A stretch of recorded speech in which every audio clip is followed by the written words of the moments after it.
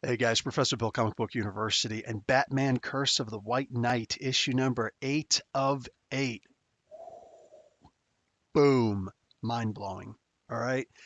Look, this is not like over the top and unbelievably wow. Like the thrill of the newness of this is gone with the first volume, Curse of the White Knight, or excuse me, just regular Batman White Knight. Now, this Curse of the White Knight, this just wrapped up. And yeah, I'm pretty sure there's going to be more. They've already given us the title.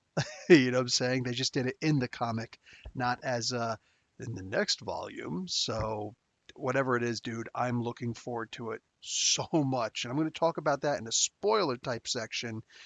But I'll have to do that in a little while. First, I just want to tell you who made the comic book and then give you a little bit about the comic book in and of itself. I'll warn you before the spoilers actually start. So, what do you call it? Sean Murphy is the writer and artist and all that good stuff. The colors are done by Matt Hollingsworth. Dude, this book is crazy good. So crazy good. You get Batman leading that charge, hey, let's all go together. We're going to work together. We've revealed my identity and everything. Let's work together and let's go forward and let's try and kick some butt and let's try and take some names and take down Asriel for the good of Gotham. It's not about me. It's about us. Okay, cool. Hey, we got eyes on. Really, do we? Okay, boop, I'm leaving. Like he pushes that button and everybody's engine just turns off. You son of a world's greatest detective, world's greatest misdirection artist. Dude, which is a nice way of saying a liar.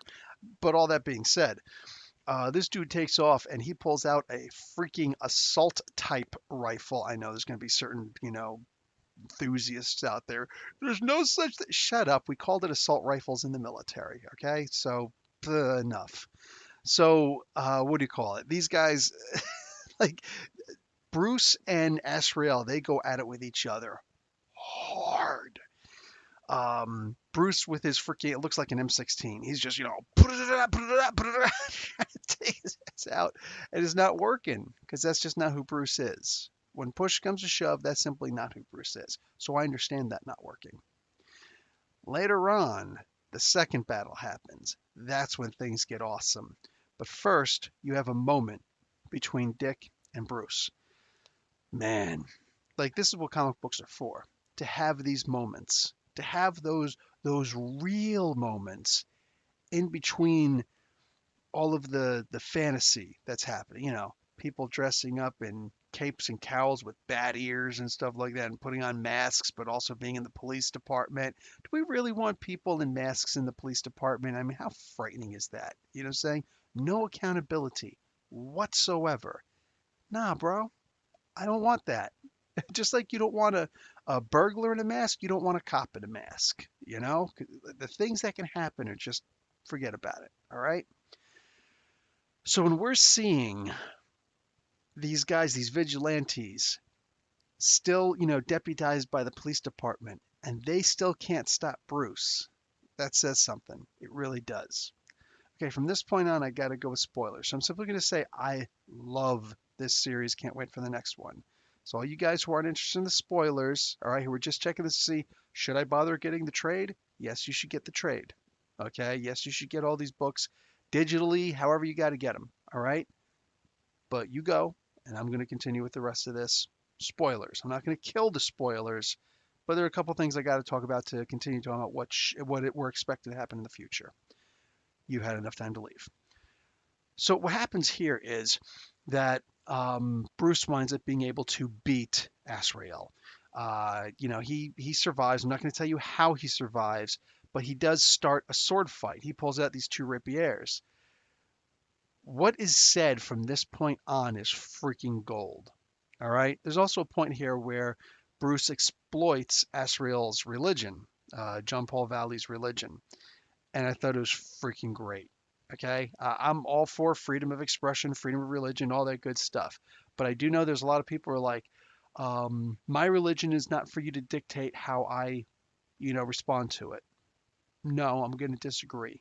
Because if you propagate your religion, you constantly talk about your religion and try and spread your religion to people, people are going to hear what you've got to say. And then if they see you acting contrary to that, they're going to say, hold on, brah. The messenger is important here. So you preach such and such, but you're doing such and such. My religion, you're not a part of my religion. You don't get to something. No, actually, I do because you got to tell me about your religion. And now I'm asking you, are you a hypocrite? And you pretty much just told me, yes, you are. That's essentially breaking it down. That's what Bruce just did to Asriel. Calls him out on something. And if anything, like, dude, John Paul Valley may be a murderer and a whole bunch of things, but he is not a hypocrite. So I gotta give it to the dude. He stuck by his guns, literally. You know what I'm saying? Freaking fantastic moment. So when these two get into it with each other afterwards, and Batman trying to stay Batman, that was part of the conversation that Dick was yelling at him at, or about, I should say. He stayed Batman. Even when he didn't, he did. And it was hot, man. I dug on this. Also, the transforming Batmobile. Why do we not have more of these? So look, I would say Kingdom Come has a better story, you know what I'm saying? Because it's just so wild and so crazy and put together, but it also stopped. We don't really want it, in my opinion, I don't think we really want it to go on after that, you know?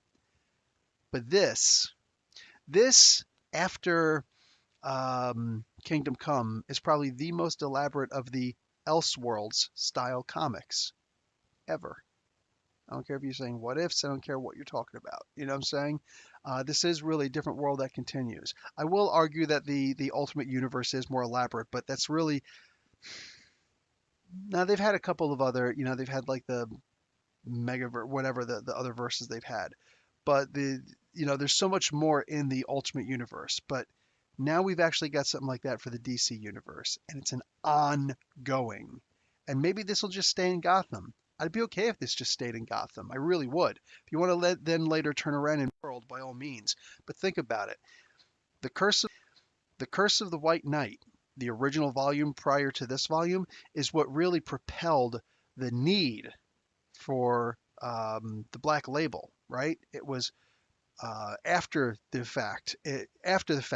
was created, it went into the Black Label thing. And Dan Didio said, he's like, this really should have started the freaking Black Label thing. You know what I'm saying? So we're gonna put it in after the fact, even though it wasn't originally, but it should have always been in here. If only we thought to make it prior to this going in.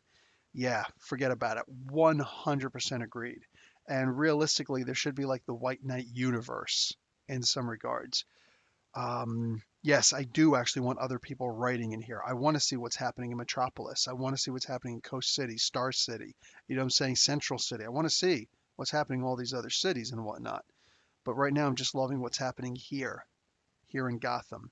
This is going to continue. It's got to. If it doesn't, I'd be so disappointed because they indicate, oh, the only thing to do next is the trial of Bruce Wayne.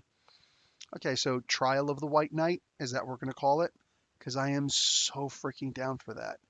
And one of the things that was mentioned in here, Bullock and, of course, the Commissioner Montoya, talking about how they're going to consider trying to deputize other vigilantes. Catwoman? Huntress? Duke is already there. Bruce says, you'd have made a great Robin. The Robin Initiative? You know what I'm saying? Yes, he would have made a great Robin. Hell, he'd make a great Signal also. I'm just saying, which is like daytime Batman. I am so down for this. Forget about it. All right?